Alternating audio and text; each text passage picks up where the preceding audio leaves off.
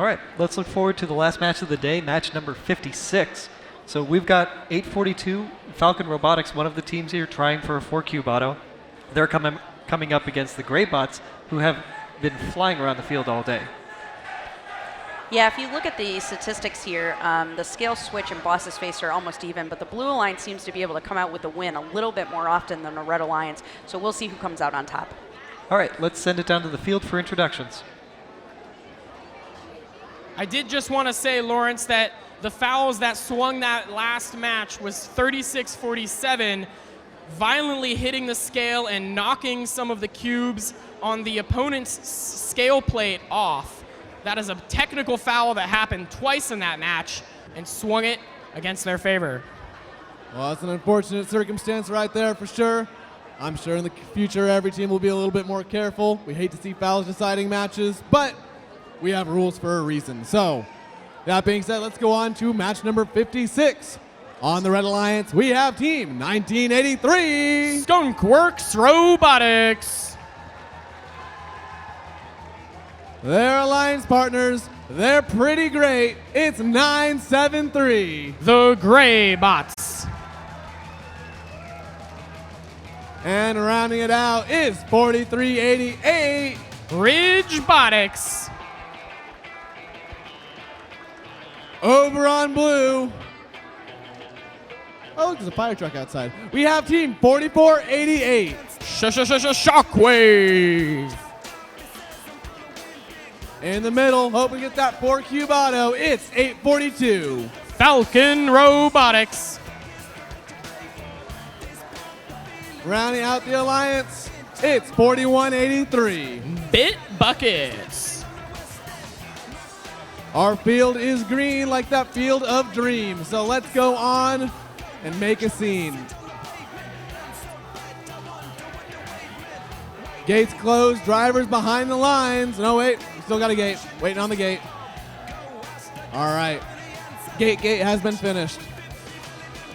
Let's get this started in 3, 2, 1, go! Last match of the day here at Chezy Champs. Let's see who can bring it back. Skunkworks, quick score onto the red switch. With another score onto the red scale. Red looking strong. 842 all over the place with that blue autonomous mode. Saying hello to their partners in the glass. 2 minutes 15 on the clock. Anything can happen. Greybots going high for red. 842 Falcon Robotics. Certainly a contender.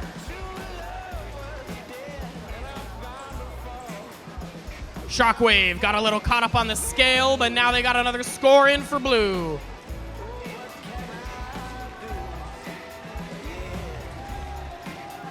Red Alliance with a strong early scale lead. And 4388 getting caught up in that opponent null zone. A minute 35. Falcon Robotics trying to take control of this match. Ooh, perfect placement right on the lip. Shockwave by the skin of the cube. Can they get it? Release. Perfect placement. Falcon Robotics looking for something more. Here it might go towards blue. Ooh, evened up back towards red with a score by the Greybots. Skunkworks trying to get a place, and it's good. Falcon Robotics looking for something, anything to get him back in this match. 20 points down. Dropping cubes might help him. Red Alliance looking for retention here. Blue got caught up with that levitate, but it's gonna keep going towards red. Shockwave now trying to take over that deep switch. Here comes a level 2 force on the scale by the Blue Alliance. Really utilizing those power-ups to their full potential. 30 seconds remaining. Greybots going to climb. Shockwave for blue going to climb. This match is neck and neck within 10 points. This will come down to the climbs. Greybots looking for Skunkworks to get on the ramps. 15 seconds remaining. They're a little bit off. Shockwave going up by themselves. A solo send. 973. This climb might win it for them. They're up. They're clear. And that might be it.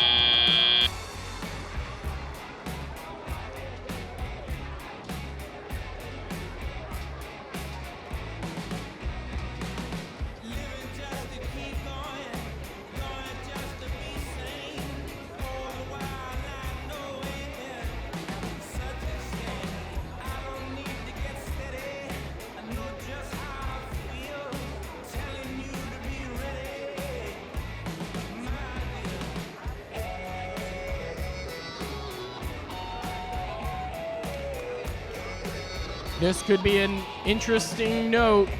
Red Alliance did not get a level 3 levitate. That's a lack of 30 points towards them. Here comes our score. It's the Red Alliance, 351 to 309. But without that levitate, they missed the RP. RSN, take us home.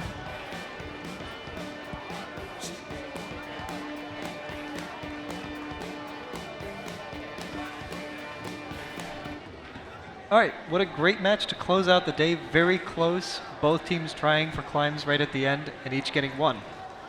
What did we see throughout that match that kind of tipped it just barely in Red's direction? I think what I noticed the most is 1983 Skunkworks is performing at a higher level than they have all day. They looked like they were peaking out in that last match. If they'd been playing like they were this morning, they would not have won that match. But them coming through and playing at a high level, that really pushed that Red Alliance ahead, putting a lot of cubes on the scale. All right, so we have 14 matches coming up tomorrow. So the rankings are at least predictive of what the top 8 will look like. So let's run it down a little bit. What are we going to see for picking tomorrow morning? Well, I think that in this top 10 is not really what a lot of people maybe expected when they looked at the team roster for this event, which I think is going to make tomorrow really, really exciting. 1678 is solidly in #1 seed, so they're going to have a tough choice to make tonight, and I can't wait to see what they choose. They have a lot of different options, and it looks like 254 has creeped back up into that top 10, and so I think that is going to mix things up even more. With only 2 more matches for 1678 to play and their 8-point lead on there, they're basically in a position where they almost have it locked out for #1 seed. But you look at 2 through 5 right there, everyone's sitting at 23 ranking points. They all played the same number of matches, so every match for those teams is going to be incredibly important. And we could even see #6, 254 jumping up. They're definitely in range to get all the way up to #2. Jockeying for position within the top 8 matters a lot. Being the captain versus being picked gives you a lot more control, especially with 3 entire partners. You determine who goes out each match and just what your playoffs are going to look like. It looks too close to call for me. I'm not going to be able to make any pick here other than 1678 is going to be sitting in the #1 seed tomorrow. Everything else, I think we could have teams that aren't even in these top 10s popping up and being at #2 at this point. Well, we've seen a lot of teams here play really well, especially near the end of the day, really sort of dialed in their drivers. So getting that last pick that'll win you a match where you just lost the partner that you were expecting to have in there will be really important. So scouting at an off season will be important. Yeah, and if I was going to be making my list, I would put a lot of influence on how people are playing in the morning. Who's playing hot tomorrow is going to be a big difference maker because we've seen teams have really high peaks and really low lows, and how they're going to show up tomorrow, that's going to depend on how they play in their first 2 matches. But Emerson, how much stock do you put in the overall capabilities of robots, even if they haven't performed exactly at their high level? Do you still go out and pick a team that you know can get to the highest highs? Yeah, we talk a lot on my team about the been there factor, and I think the been there factor is definitely going to come into play tomorrow during elims. There are certain teams, when they get into the elims, they step up, and it doesn't matter what their performance has been throughout the qualification rounds, they know how to get it done. And so I'm interested to see how much that comes into play when teams are picking tomorrow. All right, well, we've got tomorrow coming up. We're Robo Sports Network broadcasting from Chezy Champs. We hope you'll join us tomorrow for a great day of competition.